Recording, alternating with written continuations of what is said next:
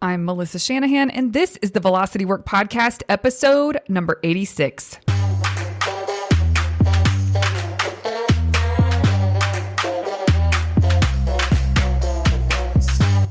This podcast is for attorneys who are running their own firms. We explore tactics, tools, and stories related to pushing past simply lawyering well and into building a successful firm.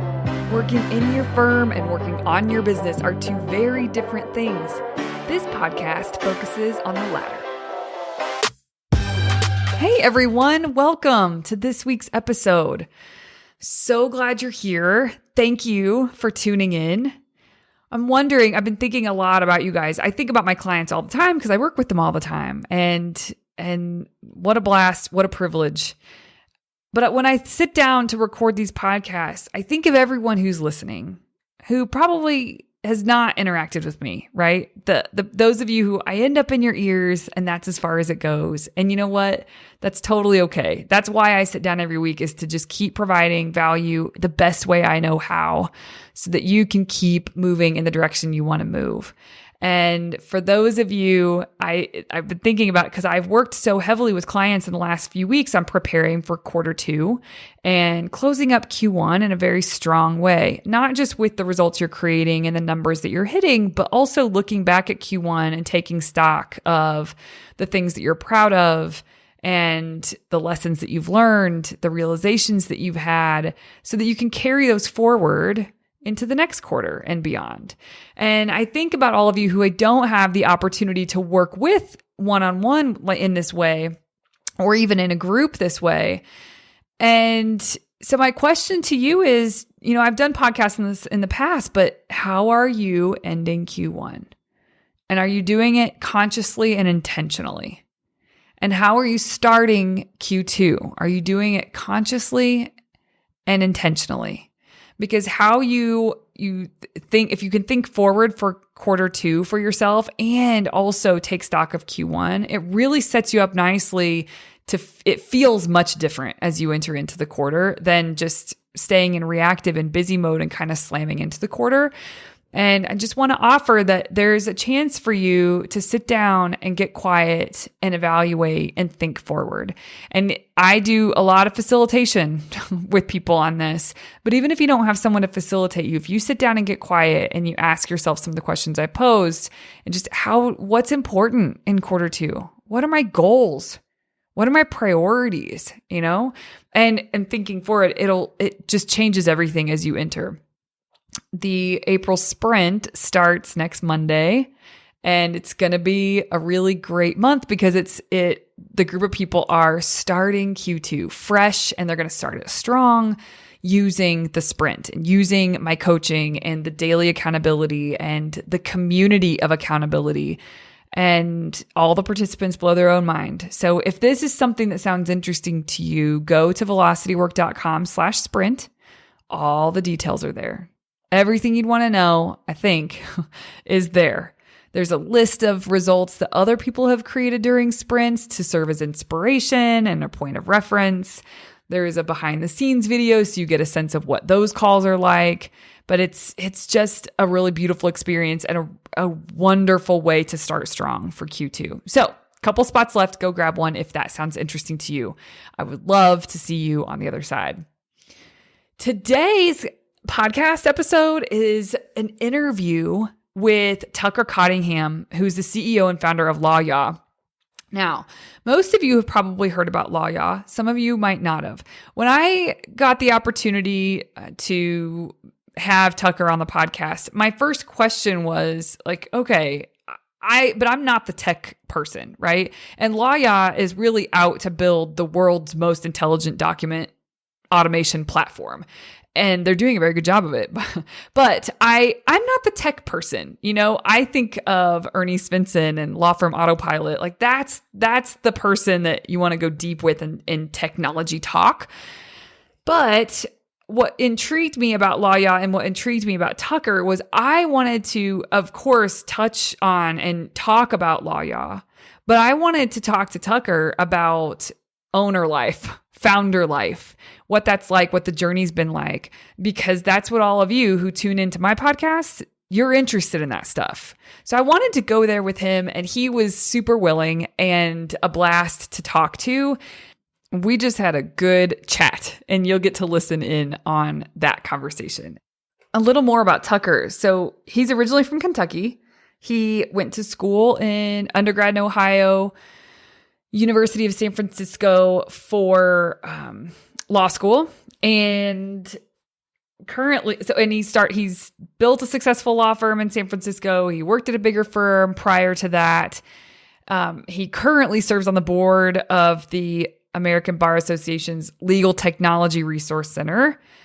And yeah, he's just got a really cool background. He's pretty passionate about using technology to increase access to legal services. That comes out a little bit in this conversation, but what a cool guy. Just what a cool guy. I think you're really going to enjoy the conversation, and I think you'll definitely get a good nugget or more out of it that you can let roll around in your brain and find a way to implement it in what you're up to. All right, everybody, without further ado, here is my conversation with Tucker Cottingham. All right. Hello, Tucker. Hello. How are you? Great. How are you? Good. I am excited to talk to you today about so many things. I would love for you to share a little bit about where you came from before you started Lawyaw. Sure. And yeah, so go ahead.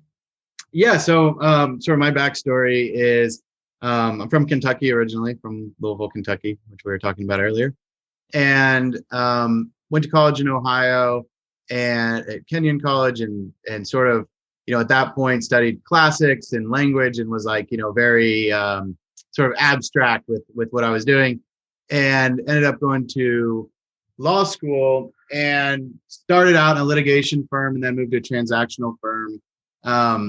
But really, I didn't have any family members that were attorneys. They were all kind of small business owners, and hadn't been to California before I moved out here, really. And so, I kind of came out here pretty wide-eyed, and just started out as an attorney practicing law. And then sort of when I got into the transactional practice, I was helping to build and lead the firm. And as we were starting to scale and kind of add more attorneys and get more business, I realized that what I really liked was sort of getting more clients, building out the practice, sort of the stuff on the entrepreneurial side of building a law firm. And I just realized that there was this huge bottleneck in terms of the type of work that I was essentially able to delegate. And so, I found that I kept kind of hitting these low ceilings in terms of what I could hand off, especially around document drafting, but across, sort of the whole firm. And things like, okay, we need to draft this LLC operating agreement. We want to have a buy-sell provision in there. The response was like, well, what language do we want to use? It's like, oh, we'll just go to the one that we did that was similar and start there. Well, where does that file live? And then it's like, okay, it's faster if I just do it myself. I'll just do it. And so I did that for a long time, and we were growing the firm, quickly for a law firm. And I just kind of realized that there just wasn't a good solution available for, a lot of the sort of really specific tasks that had become kind of routine to me, but were still very unfamiliar to other people. And it's just stuff that I didn't really feel like I should be doing. And I just sort of saw my future thinking like, okay, if I don't do something different, I'm gonna be doing the same stuff over and over again for the rest of my career, which is not what I wanted to do. And so, so that's kind of how I came to Lawyaw, to the problem of Lawyaw, at least, that we're solving. And then from there, it's been pretty interesting. So yeah, I would say. Okay, how big were the firms you were working for? The first firm was big for a plaintiff side firm. So we did class action, securities litigation. I think there was around 40 or 50 attorneys there. And then a bunch of support staff, which for a plaintiff side firm is pretty big. Mm-hmm. And then in the small firm, it was, very small. It was, me and my partner to start. And then we got up to about 6 attorneys. Okay. So you were the owner of that. Yeah. So he started it. He had a solo firm for a while. And then I joined as sort of the next attorney. And he was kind of like, I'm full. there's a lot of opportunity to scale out the firm, but I'm kind of doing my thing. And, if you want to jump in, you can kind of eat what you kill, and we can kind of build it out together. And so, so I became a partner at that firm as we grew it, and did a lot of the process management and hiring, and sort of expanding practice areas and stuff like that. A lot of the marketing and things like that. Okay. Where my brain goes next is like, okay, so you realize there's a bit of an issue. How did you go? I mean, because, and all this will be in the show notes, and everybody will be able to see your background, and I will have done a recorded intro for this, but you have a company called Lawyaw that has been through Y Combinator, which is a huge, that's not something everybody gets to do. And just where you are now, I am really curious, how did that unfold, and when, how long ago? Yeah, so it unfolded. I started just thinking about, okay, why can't we just collect information and then have that kind of go into these sets of documents? And I want to use my own documents. I don't want to use off-the-shelf templates. And, we need to have information going across both PDFs and Word documents. And it's like these packets of documents, but everyone's a little bit different per client. So I was never starting with a blank Word document. I was always starting with like a previous version that I had, and then going through and changing all the, language that need to be changed for each client. And it just occurred to me that that's a fairly predictable process, even though there's these nuances to it. The vast majority of it is predictable. So it's not cookie cutter, but it just means that given certain inputs, we know likely what needs to change. And that was kind of a process that I was mentally doing. And so I started just toying around with wireframes and different ideas about sort of how we could turn that into, software essentially, but that really depended on each person's unique knowledge. So the difference, I guess, from what I was seeing available at the time was that, there are attorneys in Pittsburgh doing tax abatement, filings. And that's something that only those people in Pittsburgh know about. And there are divorce attorneys in Florida that, know about certain county regulations. And there's immigration attorneys that specialize in these niche areas. And so I was trying to think about, like, how can you have a framework that uses the knowledge and experience of these attorneys who've been doing this for years, but, lets them turn their knowledge and experience into these sort of streamlined processes, rather than as the company trying to define what those should be. Like, we're, as a company, I didn't think there was any way that, we were going to be able to tell a Pittsburgh attorney how to do their tax filing. That's not, you can't know everything. And so I was really trying to think about, like, how do we build these enabling frameworks for legal professionals? And it came down a lot to documents, and then sort of just got very interested in what the future of law was going to look like, and sort of the digitization of legal services. And this idea of documents just became kind of an obsession of mine. And so I had a friend who worked at Google, and he had a PhD in natural language processing, and he worked on Google search and did a lot with language understanding. And we were able to kind of put our heads together and talk to, I think we talked to 100 law firms, and everybody seemed to have similar problems to what we were talking about. And so we decided to leave our jobs and start Lawyaw. And so we did that in 2016.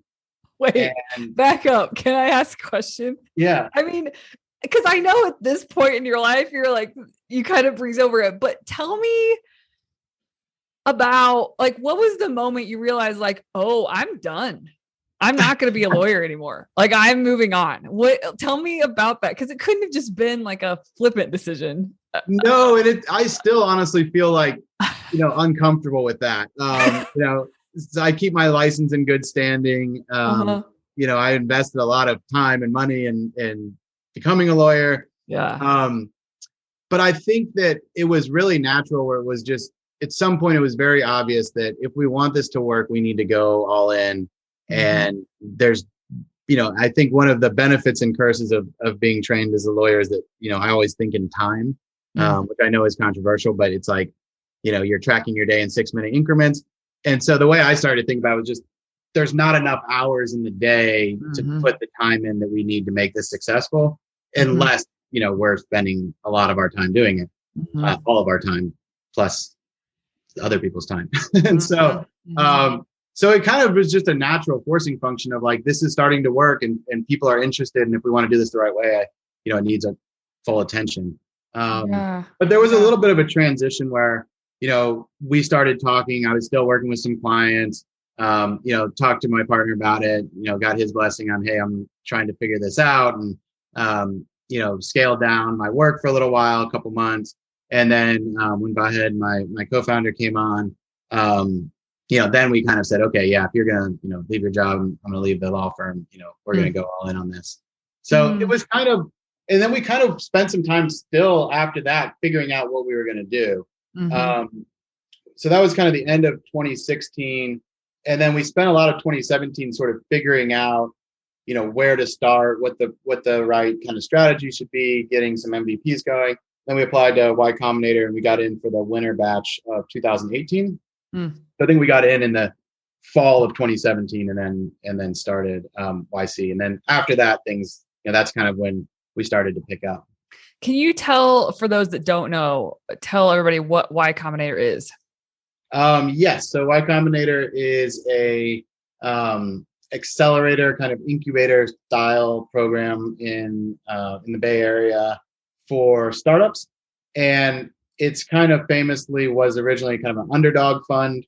Paul Graham, started, Jessica Livingston, and they found some people from schools in Boston who were young and sort of, technology focused. And they basically said, we can help you build a company. And then, some of the early companies that went through YC were like Airbnb and Dropbox and, Twitch and Mhm. Stripe and, a bunch of companies now have gone through it. And so, it's a pretty selective program. I think there's like 10,000 companies apply and they choose, 100 or something. I think it's gotten a lot more. I think now this year there might be like a few hundred. But yeah, it gives you a lot of credibility, in terms of sort of getting through that application process. Mhm. And neither myself or my co-founder had any real ties to the VC world necessarily. I worked with startups on the legal side, and he worked at Google, and was a technologist, computer scientist. Mm. But we didn't have any family members that were investors or VCs or anything like that. Mhm. And so we thought it could make sense for us. We actually didn't. The application story is kind of funny. I won't go into all the details, but we didn't take it terribly seriously at first because we thought, oh, we know what we're doing. We're like not kids. Why we thought YC was a program for like young kids, 19-year-olds or something, drop And out of college. hoodies. And I had no idea how big of a deal it sort of was. Yeah. So we originally kind of applied, we just put in our application, and then I kind of realized what it really was. But yeah, I mean, it was really useful for us because it sort of immediately gave us, just a network and access, and we learned a lot of interesting things, most of which I didn't really appreciate at the time, but now make a ton of sense. Yeah. So yeah, it turned out to be a really positive experience for us. I would absolutely do it again.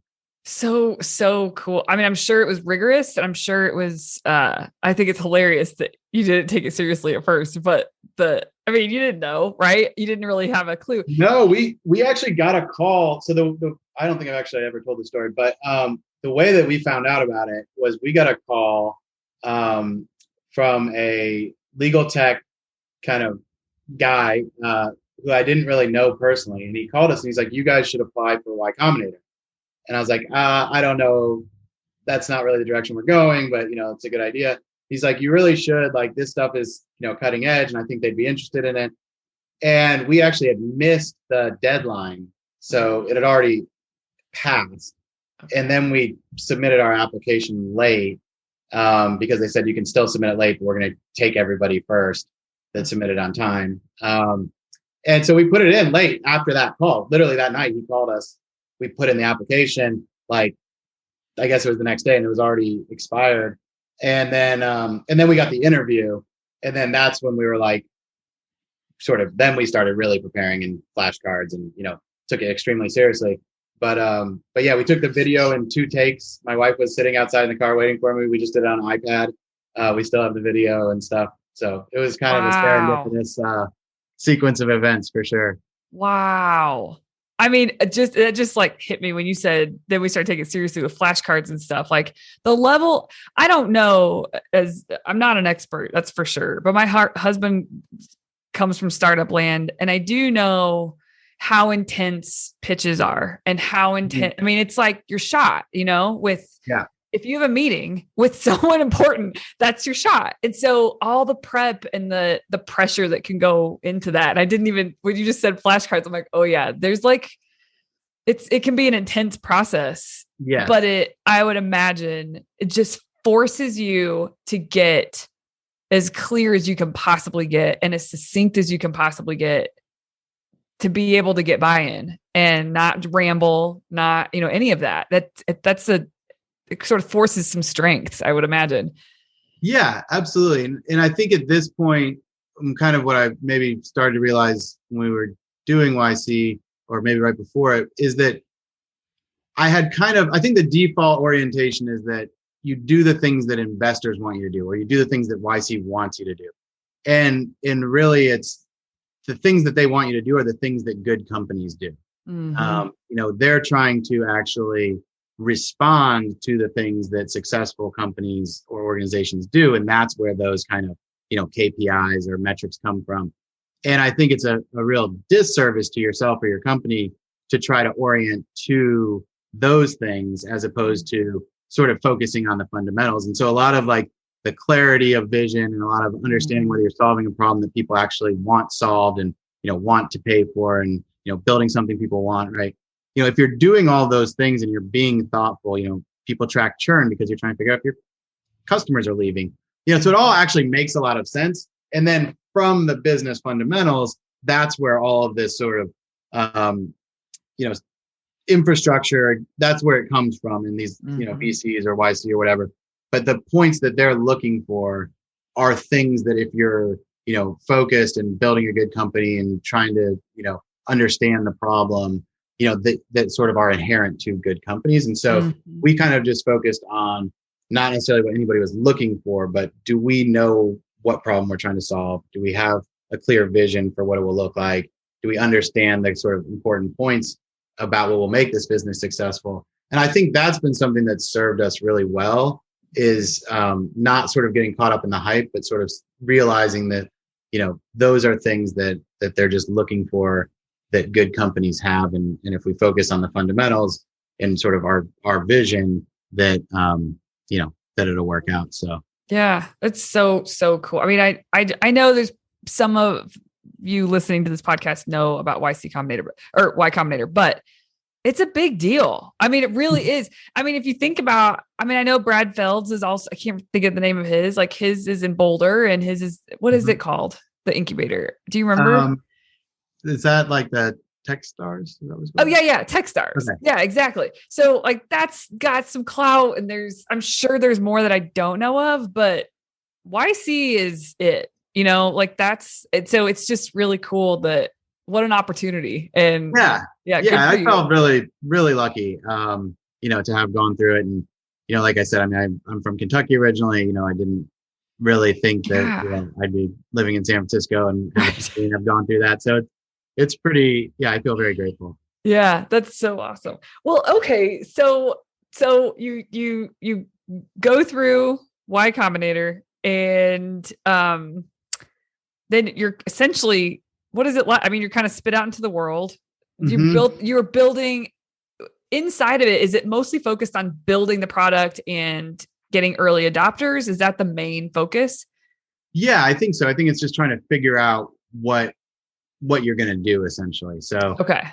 And prove it out as quickly as possible. So it's like very quick iterations, very harsh feedback kind of stuff. No fluff or like makeup. It's like very much like strip everything out and, get really direct feedback from incredibly smart, experienced people, really quickly. So the number of iterations that you have in that 3-month period, basically, are a lot higher than you might have if you weren't in that kind of cycle. Right. And then you're also getting to meet a lot of other interesting, smart people who are working in companies. So you have your little cohort, and then that's really helpful to see how other people are dealing with issues. So for us, we kind of had pretty clear idea of what we wanted to build. Mm-hmm. And so a lot of what we spent time on was thinking about sort of, the features and the way that we're going to actually get the feedback from users and kind of how we're going to approach it. And then you do a demo day and you stand on stage and you present to people, and it's, all these people you've heard of. And, Yeah. Like give examples to people you've heard of, like the founder of Reddit did our pre-demo pitch, was sitting there, and, Steve Jobs' wife, is there, and Sheryl Sandberg, and all these kind of people that that you read about. And so yeah, Joe Montana, we saw him. He was there. Wow. Wow. Yeah. So it was fun, and it was like, and you do the pitch, and then you're kind of raising money, and then that's the idea, that you raise some funding after demo day, and then you kind of start scaling up is generally the idea. Did you raise the money you wanted to raise? Yeah, more or less. Okay. We did. We wanted to raise just an initial seed round to kind of, get started and kind of get to our first milestone. So, so we were pretty lucky on the fundraising part. Draper Associates was our lead investor for that round. NYC invests in your company as well. So, that worked out pretty well for us, and we've just been growing ever since. Yeah, that's so great. Okay, so will you give everybody a rundown? You're out of Y Combinator, you're moving and grooving, you're building, iterating still, I'm sure, learning a ton as time goes on. So what is Lawyaw now? Sure, yeah. Right. So what Lawyaw is in its simplest form is it's an easy way to put documents into your digital workflows. So basically, if you have Microsoft Word documents that you're using, if you have PDFs that you're using, whether court forms or standardized forms, the information that goes into those documents comes from somewhere. And so, it's an easy way to take your documents and kind of clip them into your workflows. A really kind of common example is, we enable somebody to send out a questionnaire, a link to an online questionnaire. That person, so if you're a lawyer, maybe you send that questionnaire to your client, say it's a new client, they put in some basic information that when they submit it, you get a chance to review it, accept it. And then that can generate your engagement agreement, your fee agreement. That can trigger, the right clauses. If it's, two people that you're representing, it's going to change subject verb agreement. If it's a contingency, it might drop in your contingency fee schedule versus your flat rate schedule, your hourly schedule. And so you can build rules into your documents, and then based on sort of inputs, it's going to trigger your own language. It's all your own documents. So it's the same exact document, or set of documents that you were manually creating before. So we're not giving you like the off the shelf, hey, here's a generic engagement agreement. It's really easy to include your own existing documents and put them into the platform and then set them up in that way. And so sort of that's fundamentally what Lawyaw is. And then it's kind of an end-to-end platform. And so you can send all the way from gathering information to, having it sent out through an e-sign. And then that integrates with other software. So we have like a Clio integration and, practice management integrations, so that you're not having to retype information across your systems. So sort of practically that's what it does. And then I guess, a little bit more, a bigger picture, it makes it really easy for legal professionals to take these years of knowledge and experience that they have and turn them into these sort of digitized, client-friendly processes that can be very efficient and streamlined. Mm-hmm. Okay, yeah. There's a couple questions that come to mind. One, it's going to sound blunt, but you can totally handle it. Why? Because there's competitors out there, right? Sure. Why are you better? Like, because I'm sure you've taken a look at that and you need to differentiate yourself. Why are you better in your opinion? So I think a couple of things. Document automation has been a part of a lot of practice management softwares for a long time. And it's always been kind of an add-on feature. So like, you've got a billing software and then you've got, a mail merge tool or something like that. Uh-huh. There's a really low ceiling when you want to do something very basic, like if there's children, include a custody provision. If there's not children, don't. that's been an extremely complicated thing to build those rules into your documents. It used to be with hot docs and things, you'd have actual code that you wrote, like script code into your documents, open parentheses, attorney dot, name, $, colon, like people were actually writing code into their documents. Yeah. And so you were either between something like that, where you had to literally an 800-page manual to learn, or it was like a sort of mail merge feature of a practice management software. And so in the more complex versions weren't cloud-based. They didn't integrate with anything. They weren't very user-friendly. And so we just thought, if we can make a really easy, no code, drag and drop kind of interface where you don't need to be learning a new computer language to use it. It works with your other software. And it can do complicated things, but in a simple way, then that's going to be, really useful to people. And so we kind of tried to build software for small firms mostly. And that's kind of what my background was. So not super expensive, not really hard to use, but can be very practically useful with your existing documents, with your existing systems, with your existing workflows. And I think that just kind of like being in that space, like sitting between really expensive, complex thing and then a really kind of flimsy add-on, that's where I think we differentiate ourselves. There's some more kind of companies now doing kind of looking at that same place that we're in, but we have, a lot of really smart people. We've got a couple dozen full-time employees now that are just focused on this problem. And so I think if you can get, I don't know that there's any company that has more sort of brain power and time being spent trying to solve this. And we're just big believers in just our mantra at Lawyaw is fall in love with the problem, not the solution. So if you ask if it works there, they'll tell you that I'm like a broken record and just repeat that all the time. But I think that one of the reasons that we've been successful so far is we just try to spend a ton of time understanding the problem and understanding all the different challenges that small firms face. And so we've got, a team of people that are just really passionate about understanding the real small little details of the problem and then trying to make it as useful as possible for people. Yeah.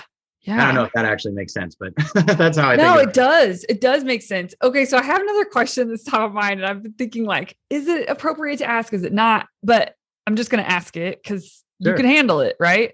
I am not the tech person. That is not why people work with me, but I do know of certain tools that are out there that you hear about that people are using. One of them is Lawmatics.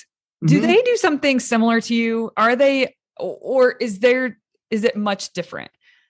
They do something different than us. So we have, there are a lot of people that use Lawmatics and Lawyaw. Okay. My understanding is that they're mostly focused on sort of a marketing enablement. So I think there are a lot around email sequences, kind of like a CRM or legal is kind of my understanding. And so they're more focused, I think, on helping you scale your firm and get more clients by doing marketing and being in touch with people.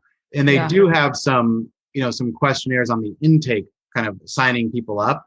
But I think that where they're focused is from finding, not where somebody isn't a client yet and getting that person and then having them sign up to be a client. Yeah. That's kind of the part that they're mostly focused on. We have some overlap with the intake process because a lot of people use Lawyaw to streamline their intake. But then we're mostly focused on basically making the information available to you easily, streamlining your processes, making it easy to delegate. So we're more like workflow software. Got it. And process software. That makes sense. Yeah. Okay. That makes total sense. Cause I know that there's a heavy marketing, integration, I guess, to be thought through. One of my friends, that's part of, he does marketing for small law firms. And that's something he'll work on, is integrating Lawmatics for that. I just didn't know how far. And I know they have sequences on the back end. Once the file is done, the case is closed. They have sequences for the post that are good for retention and all of that. But it seems like you are what I like about everything that you're saying is that you're hyper focused on something that in the past has been complex. And even I have messed around in Lawmatics, just as a demo and looking into it, and super robust and super powerful, but still, I mean, there's people that hire other people to get their Lawmatics set up. And what you're saying is that for the piece that you guys specialize in, or the part of the practice that you specialize in helping with automation and workflows, they can figure it out. It's not something you're not going to need to hire someone to help you with Lawyaw. No. And if you want to, there are people that will do that for you if you just don't have the time to do it. But the basic idea is that it's a big enough problem and it's a complicated enough solution that it requires a team of people focusing just on this.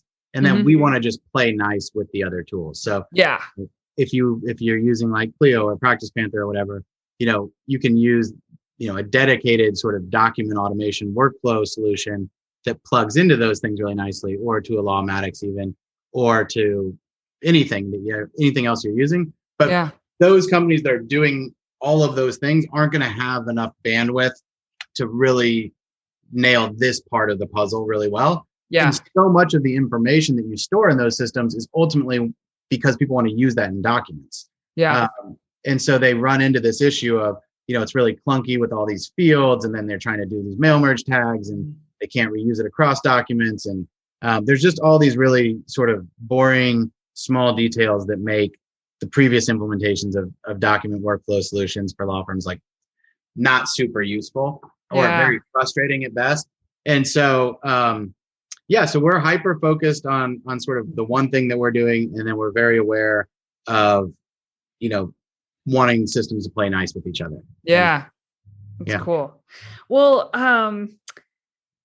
okay, there's a couple things I wanted to ask you about. So you and I were chatting beforehand. You were talking about how one thing that you really like talking about is trends in legal, and what does that mean for law firm owners? And then also just what is the future of law? And so from your seat, what do you see? What do you notice? And especially you probably on purpose get data as often as possible in your hands. So what can you share there?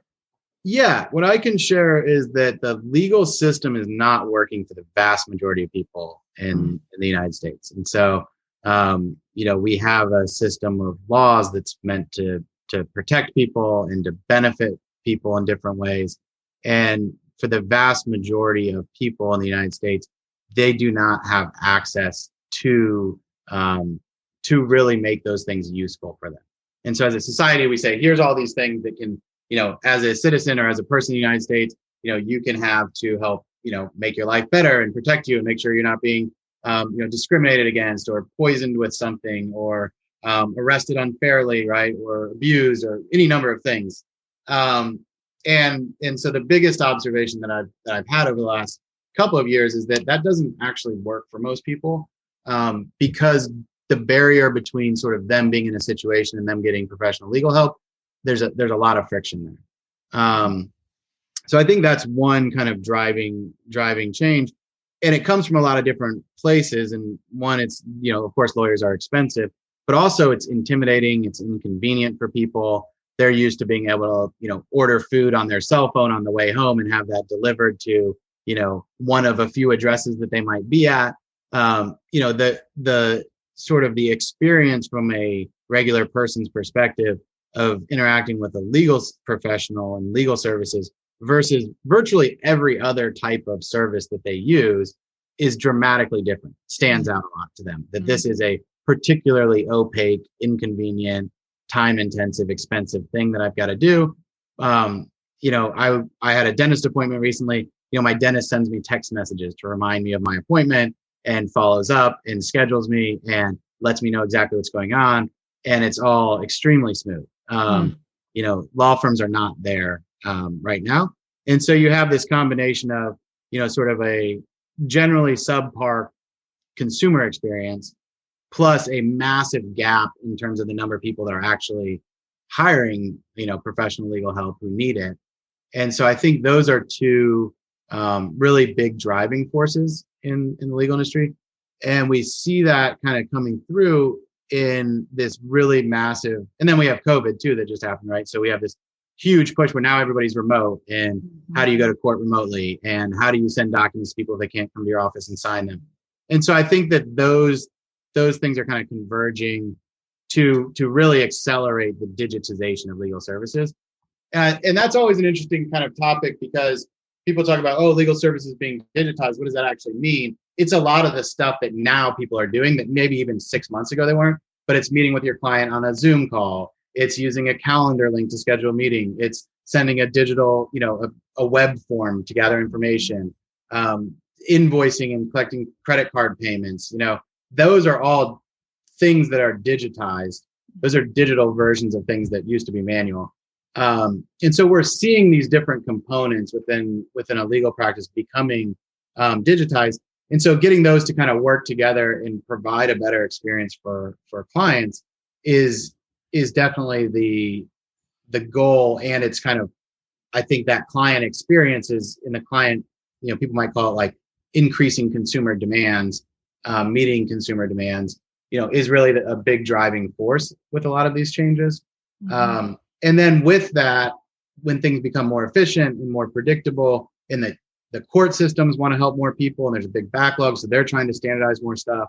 And so I think what you see that those things kind of combine to make legal services more accessible, and also probably reduce the cost over time, but also just lowering that barrier where now you don't have to take off work and spend 2 hours driving downtown, finding parking, paying $28 for parking, and then going up to a big building.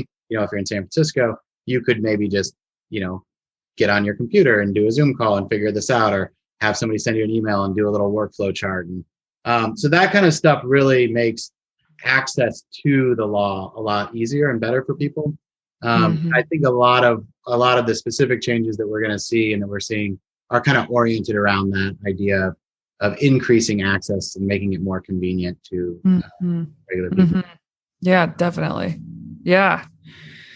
Those are all really good points. And how wild that you're right. Like 6 months ago, it's almost like everybody's been shoved into it now.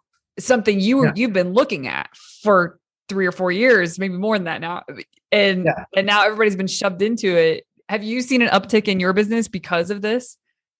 Yeah, we've more than doubled in size in the last 6 months. Wow. And that's been a continuing trend. I think we went from 6 people to 25 people. We've been growing really quickly.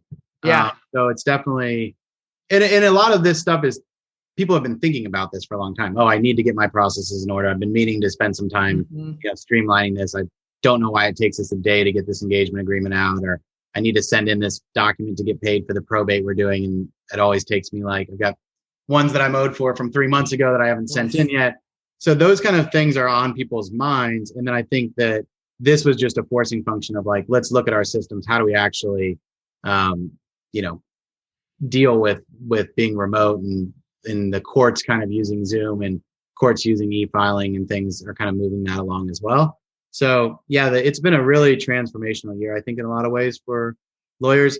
And I think the part that's super interesting to me that's I'm seeing more, because a lot of that thinking was going on before. They're the same conversations we were having. I guess we're having more of them now, but it's essentially the same conversations. One of the big changes that I've seen is that when law firms have been forced to think about how they're going to deal with their practices and sort of this new situation, it changes the thinking of law firm owners to think about their law firms as a business. In part, just because that's the framing of all of the tools and services. So when you get on the internet and say, how do I hire a virtual assistant? A lot of that language is sort of oriented to business owners. Right. But also it's become, when you're thinking about processes and you start to think about your firm a little bit differently, you start to think about it as a business that I need to protect and that I want to work. And, what are the things that go into that, and what does the machine look like?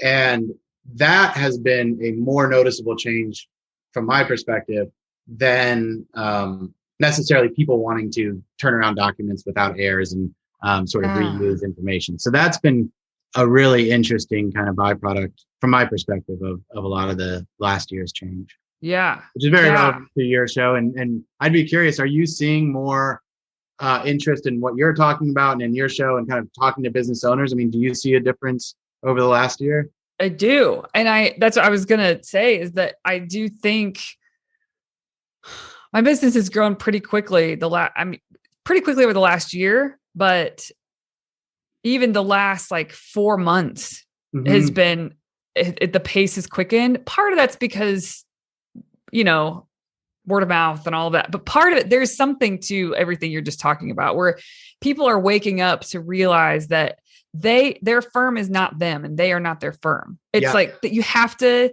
I had someone explain this in such a great way, talking about it's almost like their firm has always had an IV into their arm. And the longer that exists, the firm is never going to be as valuable as it could be. And you're having the life sucked out of you literally. And so it's like, how do you, the mindset shift that has to happen in order to separate yourself from the firm and look at it as its own entity and protect, you said protect it. So I talk a lot about being a good steward of the business instead of acting like you're it. Cause that's not a, like, we'll see how long that game plays out, So I think, I do see it. And the main thing, everything I do when I work with people is centered around having clarity on exactly what you're shooting for, having a plan and honoring the plan. And it's never going to go as planned, but that's not the point. So, right. But just those three things. And one of the things we do is annual and quarterly planning retreats. And that changes, it helps to change, not even if people know that they should separate out and treat their firm more like a business, they don't know how. Exactly. And, and so helping people, facilitating, I guess, because I don't have their answers. I can't know what's best for them. Kind of like what you were saying with, you can't, people can design their own documents. They can put their own stuff. Like you can't know what they need. Right. It's the same, but asking the right questions and facilitating so that they do have clarity. They know their goals and rocks. They know their like what they're shooting for. It changes everything. And it's not a cakewalk, but it changes everything. Yeah, it takes work. But if you're, I definitely think that's a similar theme is like, you're only going to get out of it what you put into it. Right. But just having that different perspective and being able to sort of step outside of yourself and look at things objectively. What is this process that's going on here? Who's doing what in this sequence of steps, and what is the firm's goal, and what are my goals separately from the firm's goals, and that kind of thinking, I think, is just represents a pretty big change in mindset of a lot of small firm owners in the legal industry from how it was, probably 10 or 15 years ago or even longer. I think that's super interesting and it's really powerful. Like I feel like it's definitely an inflection point that we're experiencing right now. And it's so, I think it's been really painful for people. But it's the best thing that could have happened to not the pandemic. I'm not talking, but just being forced into thinking a different way is the best thing that can happen to people speaking to this, because I think people think it's a pipe dream to be able to have a firm that grows and on their terms. And they have a life. I think they think that's a pipe dream, and it doesn't have to be. They just don't know how. And so just even getting curious about it opens them up to something entirely different. And what's particularly cool, I think, about it is that, that's a really good thing for the law firm owners, because for the benefits you're talking about, but also that in turn helps people. Because then it makes it easier for people to get those services. Which, in turn kind of, reverberates throughout society. So I think it's a really net positive for everybody.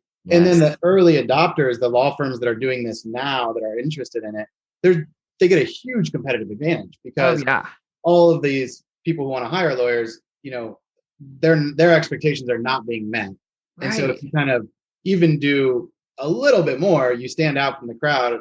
And so I think there's this huge opportunity, like window of opportunity, where sort of quick movers in the legal industry right now are going to be able to grow very quickly if they want to, and sort of have their choice of how they want to set up their schedules and time. And like, they're just going to be in a position of a lot more leverage. In a few years, kind of all firms, I think, are going to be in this place. But right now there is definitely a window where if the people that are moving fast are seeing immediate impact of. Yeah, definitely. Definitely. Good And cycle. the rare birds that were set up for this before it happened are definitely Oh doing yeah, well right now. you see Yeah. that? Like people that are talking about like, oh, we've been remote. Yeah. Regina Edwards, like I love Regina Edwards. Yes. We've been remote for a long time. Like we had this stuff going. I've got these processes. Like I'm on a beach somewhere, and I've got my Yes. Monday.com sequences flowing, and Yes. so she's she uses Lawyaw and talks about that too. But it's been amazing because she was using us with those processes before pandemic, Right. and this happened, and she's like, this is what we're built for. I'm built for this. Yeah, exactly. Yeah. That is, she and I have not met, and I can't wait for the day when we meet. It's like, it's on my brain. She's on my brain a lot because I know she's doing so many things that most lawyers aren't doing, aspire to. And she's a real role model for so many law firm owners. That's so cool. And she makes it easy. Like she makes it just clear that you can do it, right? Like she makes it seem very attainable. Like she's a small firm. She's just figured out how to do this stuff. It's like, okay, well, I can probably figure it out too. And then she shares a lot of it. So yeah, I love seeing, people like her just, having a lot of success right now. There's something I was going to say earlier and I forgot, but it sort of fits in here too. That I feel like is important for people to think about. We talked about how big of a deal YC is. And one of the reasons I really wanted to ask you more about that is because I want people to understand that a business that's gone through what you went through with, and I think it's a 3 or 4 month intensive, right? And then still support after that. And like you have access to everybody. Yeah. Still. We're still office hours and we're on the platform and everything. Yeah. Yeah. To me, that it's not that every single company that comes out of YC, is always extremely successful. I mean, stuff happens and sometimes you experiment and things don't work out, but the pressure that you're under to get it right when you're there and as fast as you have to move because they're basically pushing you to move that fast and iterate that fast.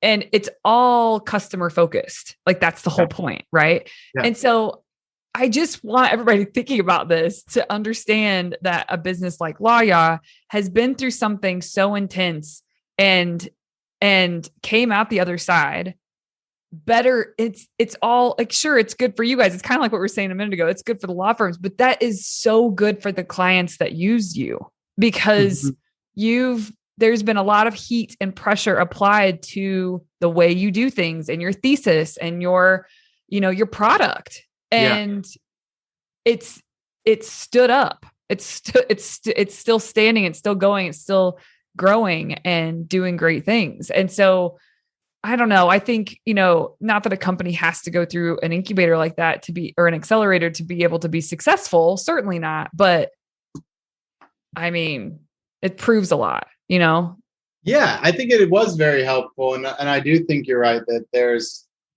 is a lot of pressure testing of sort of the fundamentals and how you're going to get, your customer feedback. And we like to think that the pressure makes us stronger. Because that's break down the muscles to build them up.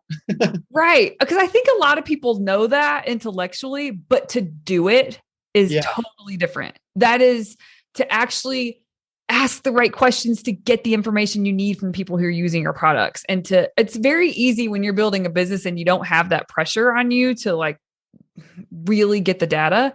It's easy to be lazy with it. And not because you're a lazy person, just because you don't exactly know what to do. And there's nobody breathing down your neck for it. So you just like keep building and, of course you want to build something great, but when someone is pushing you as hard as you've been pushed to focus on the customer and get the information from the customer so that your product meets their needs, period. Like that's the whole goal. Yeah. And I just want people to think about that because there's not that you have a lot of competitors. That's not what I'm saying. But when you're choosing a company, it's a factor. I think when someone's looking at you as an option is that like, there's some real pressure that's been applied here. This is good stuff.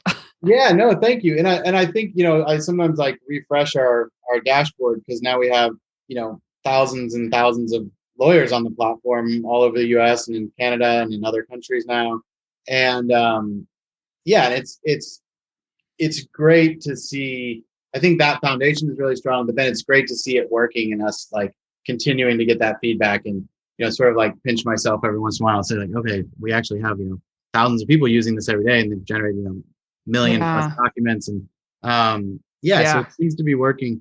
I will say, I think one thing that's really overlooked with a lot of lawyers is that, in my opinion, lawyers are actually the perfect business owners. We don't have a great track record and we don't necessarily think like that. But in terms of skill sets, like I love working with lawyers. We have five legal professionals on our team. And we've been trained in law school to, withstand a lot of pressure, to absorb a ton of information. It's a services-based business. So you're used to talking with your clients, dealing with difficult clients. It's super analytical and analysis-based. And time management is a huge component of what we do. And so we have this like sort of special forces, like highly trained, group of professionals who are super analytical, who are super, sort of service oriented and client oriented, and they can work really hard and have generally very good work ethic. And so I really think that if you just sort of step outside of yourself and apply those skills to your own organization, we have way more tools than the average business owner to sort of try to figure out what needs to happen and how to make it work and where the bottlenecks are and where the opportunities are. It's just like not often sort of turned inward. It's usually solving other people's problems.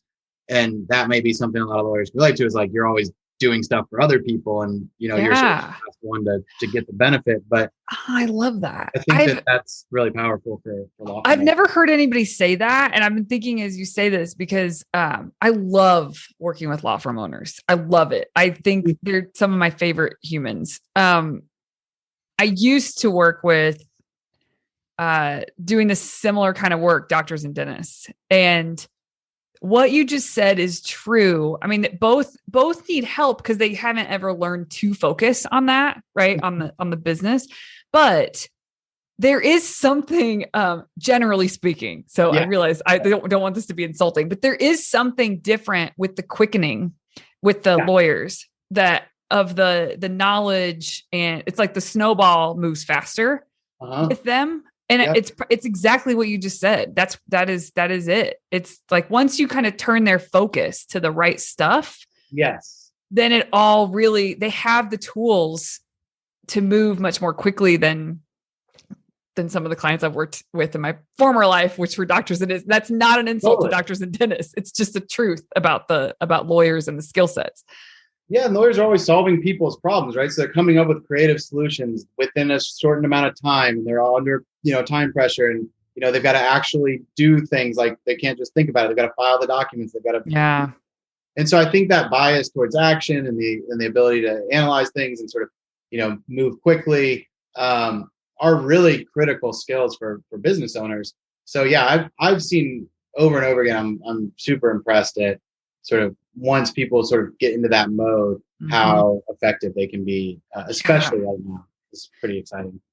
Okay. Before we started recording, you like touched on it, and I was hoping to dig into it on here. You talked about how and I don't know if it's similar to what I do, like the quarterly and annual business planning, or if it's something different. I think it is different. You talked about goal setting, process mapping, operational challenges. So anyway, talk to me about that, because it seems like you focus a lot there and are helpful there for law firm owners. Is that right? Yeah, we do. So, okay. Yeah. Share more about that. Okay, sure. So, so we're a workflow automation platform. That's document workflows. And so what we do internally and with a lot of the law firms that we work with is help them think through those processes. And it's kind of getting back to this idea of, sort of stepping outside of yourself, being able to look objectively, not having any ego, and just sort of saying, like, what are the problems? And so, the whole fall in love with the problem thing is a lot easier to do if you're not really personally feeling like defensive. And so that's kind of like the mental orientation. But then we just have some really specific really processes that we've seen work really well for law firm owners to understand and map out their process. And so just this week, that's my dog in the background there. Awesome. So just this week, I did a process mapping workshop, and essentially For your clients? it was actually just for another organization that had a conference, and they just wanted me to come in and lead a workshop. So it wasn't like a sales pitch, it wasn't about Lawyaw, it was just sort of general, whatever tools you're using, here's a framework to kind of help streamline your processes. And so what we did there, I use a program called Miro. I know about Miro. No affiliation with, but I love, and you can draw diagrams and make little flow charts. Yeah. And basically, like, we just went through, choose a process, something that's underperforming, to your own expectations. And, everybody chose a process they wanted to work on. And then we kind of went through this visual mapping where we made a diagram of a swimming pool, essentially, which is just a big rectangle on a page. And then you kind of draw these swim lanes in it. So you've got a big rectangle with, a few different rows. And the rows are the different people. So it might be like myself, my staff, the client. Then you kind of go through the process and you say, okay, what starts the process? What's the first action? So we did one for our intake process, right? You talk to somebody on the phone that has a problem you can solve. And then you need to get some information. Okay, who gets that information? Okay, the attorney gets it. How do they get it? They send an email. And then, we need to take that and we need to put it into an engagement agreement. Choose which engagement agreement to use. Who does that? Okay, the assistant does that. And so then you draw that task, little, box and say, this is in the assistant's lane. You kind of map it all out. And then when you step back, you can see, okay, what are the things that are in my lane? What are the things that are in other people's lanes? Are these the right things to have? And it was interesting. We did it for new employee onboarding because we were hiring a bunch of people. So that was the process that I was working on. And it was really interesting because about 25 minutes into it, I realized like all this stuff's in my lane right now. And like, doesn't need to be, This is very stark, like, oh God, why am I creating their email address and inviting them to, Slack and, doing all this stuff, and then, the 30, 60, 90 day plan is in somebody else's lane. Okay. I want to, rearrange that. And so it's a really helpful way to just be able to kind of step back and look at what's actually happening. And then you can see opportunities for improvement. And so whether that's this person could really benefit from a checklist because here we go back and forth a bunch of times, or, here somebody was doing they wanted to just have a really clear workflow where if somebody didn't pay an invoice, their assistant followed up with them 3 times before sending it back to the attorney and getting the attorney involved. Somebody wanted to see where clients were in their different processes. And so it's a really powerful kind of exercise. And it turned out to be a really big hit. And we've been seeing those kind of things be really, really impactful for law firm owners, just as a way to kind of both look at the specifics of the processes that they're using, but also to sort of have that exercise of stepping out and looking objectively about what's going on and what are the things you're doing, other people are doing, and kind of where are the areas, bottlenecks and areas for improvement. So we've been really big on that. And I think just identifying the problems is really, the biggest mistake that I see is people jumping to a solution before they really understand what the specific problem they're trying to solve is. And I love that. Yeah. Fall in love with the problem. Yeah, we say that a lot. Yeah, because it's like people hate their problems. Yeah. And that's a problem. And it's really fun to think about the solutions. Like that's the shiny part. That's what's really cool. That's where you can go on tangents and get lost in making this whole amazing system. And if you're not really clear on the problems that you're trying to solve, then you're going to build a solution that's maybe cool, but not going to land. Right. So yeah, and the visual mapping stuff has been very, very helpful for a lot of, our customers and law firm owners. So I've been on a big visual mapping kick lately. That's so cool. Okay. I have a question about the visual map. So, the lanes, like I could picture you have the pool at the top, like a box, you have lanes underneath with people's names in them. And then, so is it like if I were using stickies, for example, I'd put like the first step of the process in that person's lane, wherever it fits. And the next step, it's almost like there's a series of boxes, but some are in different lanes. Yeah, exactly. But it's all still built out. Okay. Yeah, so it's all left to right still. So it's like Yeah. going in a sequence, but you're putting the individual actions in the different people's lanes who are doing them. And you I start like with that. how is it working now? And then you make another one of how do I want it to work? And there's a trigger for an action and there's a trigger for a decision. And so the Uh-huh. decision is, okay, I need to decide, is this, this is the decision I need to make. And then you got, narrow pointing one direction, Uh-huh. and then, you have an action. So if it's like, okay, I need to see, did this person pay their invoice? If not, then, then I send them a follow-up. Okay, Yeah. well, why is that follow-up in my lane? We could have that, or that's, an unnecessary thing that I need to spend my time doing. We can Yeah. automate that. We can delegate it. And so you kind of have this right to left, and the shapes are attached with lines. So you have like a flow chart, but then just the actions and decisions are in the respective lane of whoever's currently doing that. Yeah. Oh, It's I pretty like neat. that a lot. I've mapped a Mhm. lot of projects or processes with stickies, but never, I really love that. Just the idea of there's lanes. I don't do that often with clients, but I have in the past. And, you end up with this long trail Yeah. somewhere, around. But if you had it broken up into lanes, it wouldn't be so intense. It would be clearer, I guess. So yeah. Yeah. And you can see who's doing what and whether they should be doing it. And one that people usually don't think to include, but is useful to include is the client themselves. What are the things that the client needs to do? Oh, they need to get their Yeah. bank statements. They need to send this back to me. What Mhm. happens if they don't? Somebody needs to follow up with them. Who's following up with them? The paralegal, so you can start to see where you have this, like these little whirlpools where things get kind of stuck in loops. And Yeah. it's just really cool. And people will have insights. I mean, a lot of times that's just kind of the initial step is starting to do that. And people will just be like, oh my God, I'm just realizing all this stuff as I'm actually sitting down and writing it out. And it's a Yeah. pretty quick, it can be fairly quick process. I mean, in an hour, you can make a ton of progress. So it's been fun to see the light bulbs sort of go off in people's heads when we're doing this stuff. Yeah. Yeah. And when you say goal setting, so you mean the end goal of how that process should work, like what you're trying to achieve. Is that what you mean by goal setting? Yeah, I mean, I think it takes different forms. In terms of the process optimization, I think having an outcome is always really important. Mm-hmm. And the outcome should be, fixing whatever problem, essentially. But Yeah. goal setting, and I'm a big fan. I know a lot of lawyers, I get a ton of resistance to this. Some people love it, some people hate it. But I'm a huge fan of having like metric driven outcomes. Same. What is a number that you want to change, Yes. and what should that be? Just because it's binary, it's like either then that worked or didn't work. Yes. And so we orient a lot around sort of metric based outcomes. And so goal setting, I think, is not, to me, when I think about it and when I use it in our business, it's not aspirational. We want to be the best document automation platform in the world. It's okay. We want to increase user engagement within the first 30 days by 50%.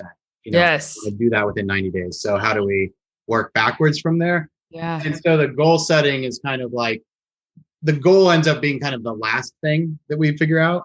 Mm-hmm. And we start with the problem, and then we kind of go from the problem to a bunch of potential solutions to what would be success criteria. And then that becomes the goal. So Yeah. we kind of do it backwards a little bit. And so I think when I say goal setting, I guess I mean that both the actual goal, but also the process of understanding what the goal should be to have the impact that you actually want. Does that make sense? Yeah. It does make sense. Okay. It makes total sense. I think there's people come to know it and expect it inside of velocity work, but we have these 30-day sprints, and the more specific they can get, they have to name one result they're going to create that month. Yeah. And the more it has to be so specific, or else it's airy fairy, So, the more specific you can get, the better. And any goal, I think if you have a number, that's awesome. Like that's the, I like how you said it's binary. So you either hit it or you didn't. And if you didn't, it doesn't mean that you need to beat yourself up. Learn and then go again. Yeah. Totally. And it's, for us, it's not exactly, if we make a lot of progress towards that and still measurable progress, that's awesome. So we don't need to be right about what we've set as our benchmark. We don't need to be exactly right about, we wanted to increase it 27%. And, it's more about, if you can get to a place where you have a number, then you followed the right process setting the goal. Yeah. So that's kind of how we think about it. There's a client I was just talking to today. He's trying to figure out his Q2 rocks. Mm-hmm. And I don't know if are you familiar with rocks? No, not really. I heard you mention it though, so I'm curious. Okay. It comes from there's a guy named Gino Wickman. Well, actually, first of all, let me back up. This is not created by him, but he is famous for using this and sort of pushing people to set their rocks. So I think this came from Rockefeller Habits, Vern Hernish, Scaling Up, I think. But anyway, Gino Wickman has a company called Entrepreneurial Operating System, EOS. And there's a book that's really famous in the small business world called Traction. Okay, yeah. And there's actually 2 books called Traction in the entrepreneur world, but Traction by Gino Wickman. So Traction lays out that, you set goals and those are metrics that you're shooting for, and they should be quarterly. And then every quarter you also have rocks, and it comes from this idea of rocks, pebbles, sand. Okay. Yeah. Okay. So rocks are the most important things. And so you have to identify what are the most important things that have to happen this quarter, or I'm not going to hit my goal, right? Like, so it's almost like projects, really important projects that you have to see through. Yeah. And so somebody today was they have their goals. They know that they don't like revenue and number of new clients and all that. They have all the goals written out for the firm. And now they're trying to decide what rocks they need to set for the quarter. And they had them pretty clear, but there was one that was essentially trying to push out a new product with the firm. And so there's ad campaigns that need to be paid attention to, and there's they need to refresh and make sure that they're up to speed and they can actually deliver the product well. And so he's like, I don't know, are these like different rocks, but it's the same topic? I'm like, no. What at the end of the quarter, what do you want to have happen with that practice area, so to speak? He was like, okay, I want 3 paying clients in this practice area. I'm like, done. That's your thing. Because it's sort of force functions. All this stuff has to line up. Yes. In order for you to hit the number. And if you don't have a number, it's a little vague, Yeah. Yeah. No, I love that. It's like when people talk about moving, and it's like, there's a huge difference between saying like, oh, we want to move to, Paris versus like, okay, this is the moving company that we would hire. And this is, when we would do it, and we would need to give notice by this date. Like it forces people to sort of zoom in a little bit closer. Yeah. And I think that's where a lot of people get lost, is sort of like, they know step 1, they know step 10, but what's in between. This is interesting. Like talking to you about this, I realize there's times I get a little lax with people about, because sometimes they really are projects and they don't know a metric to necessarily tie to it. But they know however it's stated means like it's stated in a way, it's like the final step of the thing that they need to do. There's a bunch of other things, but it's like the final step. So when you think about initiatives, really important initiatives, do you always have a number? Like always? Or is there sometimes clarity enough where it's like, no, this thing needs to be done and we will know when it's done. And that's going to allow us to hit our goals, but it's not tied to a metric. We have like general aspirational goals for sure. But when we're doing a specific, when we have a specific initiative, we pretty much always try to have a number. Yeah. I mean, I can't think of anything that you don't, that we're doing that we don't, but we're not obsessed with just that number. It's just to have something that's very, we're big believers in like, you can't fix what you don't measure and what you don't see. Yeah. And so it kind of serves this purpose of, okay, we have a way. We spend a lot of time talking about how we're going to measure things too. And so, the number makes it be like, okay, if that's the number, how would we measure it? What would we look at? How do we know if we actually did this? So yeah, I mean, pretty much everything that I can think of, we can turn into some kind of number. But even if it's like, okay, I want to call 5 customers this week, that's a legitimate thing that we have on our list.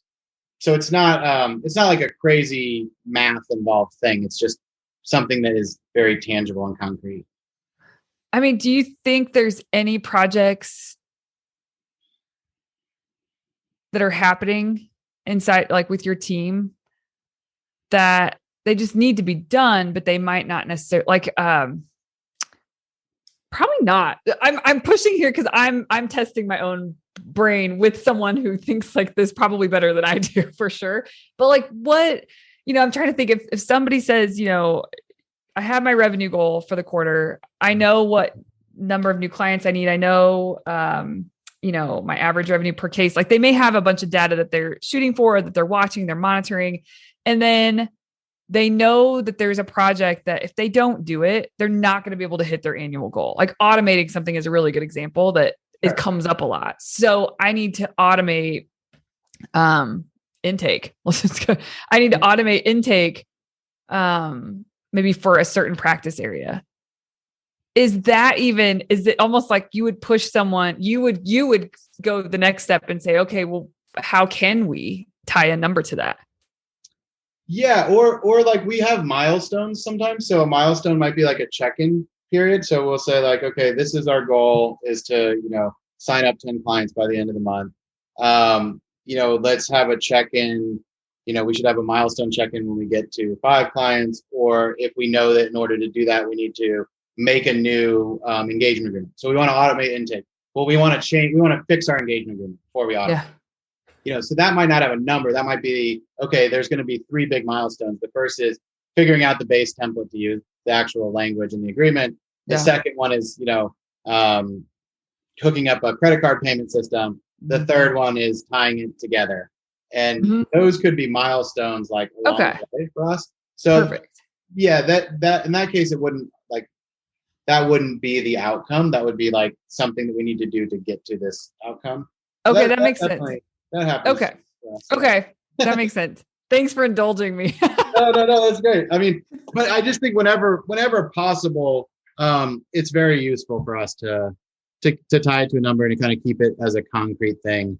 And to try to kind of to the extent that we can, like to twist it around so that I want to create, 2 checklists this week, or I want to, have something that's very concrete. Yeah. Yes.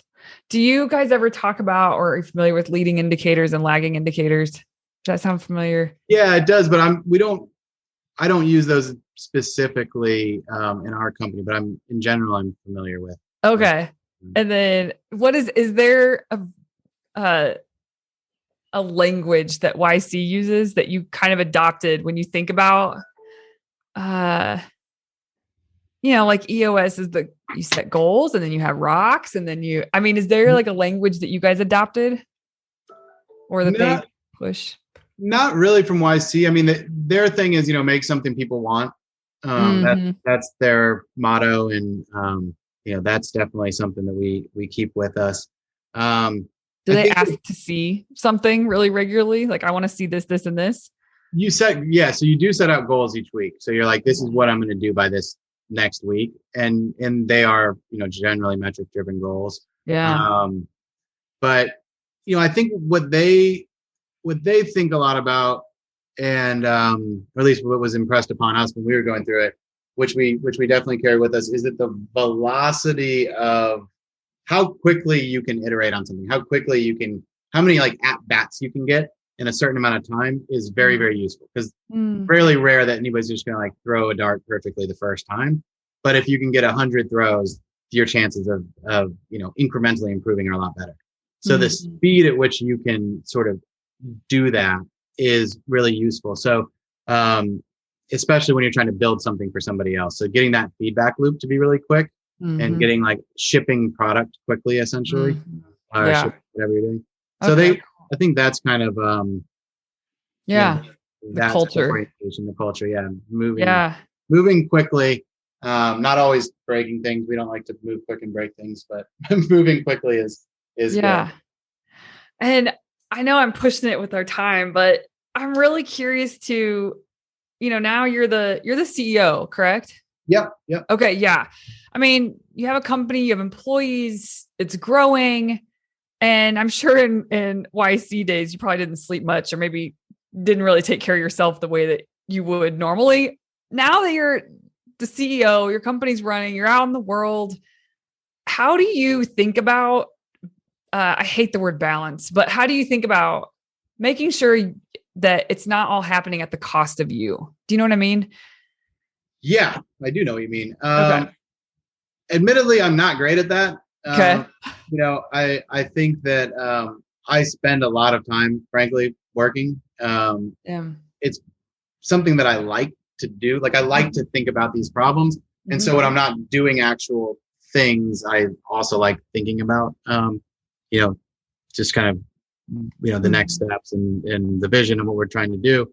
But I think that it is really important to step back. So I've had to kind of put some systems in place for myself to like force that. So we do we do weekly meditation at our company. One of our employees actually does like a guided meditation, just volunteers that he's been doing it for, I think, his whole life. And so we do that on actually today. And that's anybody can just join if you want to. It's like, we just do it on Zoom basically. So I've been doing more of that. And I try to just, I think when I was younger, I would get like very stressed out, like anxiety and feeling like just, this stress was very real. So now I just try to be really like mindful of my levels early on and kind of, I know that there are certain things that I can do about like drinking water, taking breaks, but I kind of have to remind myself because I'll get caught up in the moment and then I'll look up and it'll be 3 a.m. and I'm like, oh gosh, I gotta go to bed. Wow. Yeah. So I kind of try to remind myself about that. But we get outside a lot and get in the water. I see the surfboards behind you. Yeah. Do you use them very much? Yeah, we do. Yeah, I do. I go pretty often. I'm more of like, I like the concentrated bursts. Like that's like, I always joke, it's like forced, it's like extreme meditation. Like I don't think about anything else if I'm in the water. There's nothing else that I can really think about because I'm kind of worried about what I'm doing.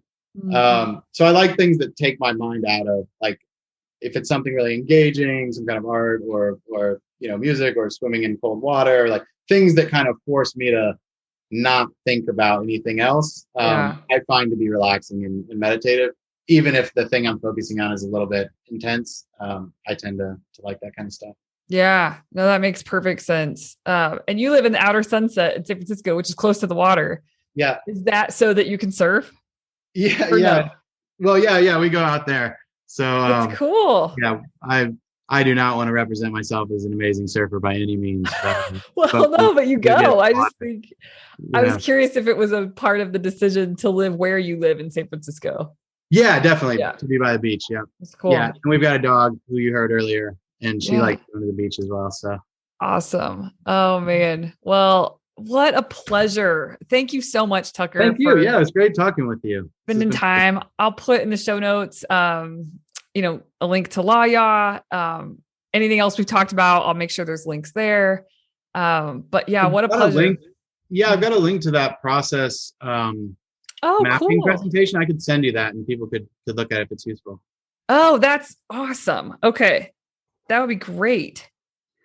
Yeah. Thanks. I hope to do this again with you. I would love to. Yeah, absolutely. Okay. I'd look forward to it. All right. Okay. Have a wonderful day. Thank you. Okay. You too. Talk to you soon. Bye. Bye. Hey there. If you enjoyed this podcast, I highly recommend you come and check out Mastery Group. It is where owner attorneys come together to study this material, apply it, and thus create really big results for their firm and for their life. So come on over, velocitywork.com/join to get more information and get started. Show notes from this episode can be found at velocitywork.com/podcast.